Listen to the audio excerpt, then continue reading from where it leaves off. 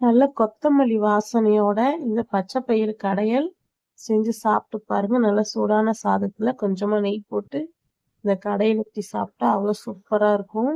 இது செய்யறதுக்கு நான் ஒரு அரை கப் அளவுக்கு பச்சை பயிரை நல்லா இந்த அளவுக்கு ப்ரௌனா வறுத்துட்டு இதை வந்து 2 வாட்டி நல்லா அலசிட்டு ஒரு 4 தக்காளி, மீடியம் சைஸ் தக்காளி 4 தக்காளி, ஒரு துண்டு புளி, 2 பச்சை மிளகா, வீட்டில் அரைச்ச குழம்பு மிளகா பொடி வந்து ஒரு 1½ டேபிள் ஸ்பூன் சேர்த்துக்கோங்க.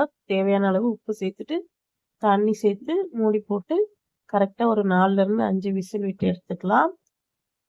நல்லா வெந்து வந்திருக்கும். இந்த டைமில் கரண்டியாலவே இந்த மாதிரி லைட்டாக மசிச்சு விடுங்க. ரொம்ப மசிக்க வேணாம்.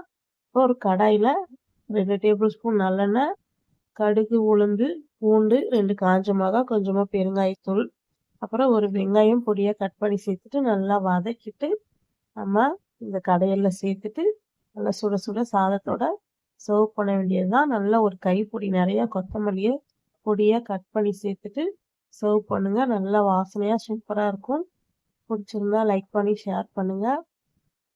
மறக்காம நம்ம சேனலை சப்ஸ்கிரைப் பண்ணிக்கோங்க. இன்ஸ்டா, ஃபேஸ்புக்கில் ஃபாலோ பண்ணிக்கோங்க. தேங்க்யூ.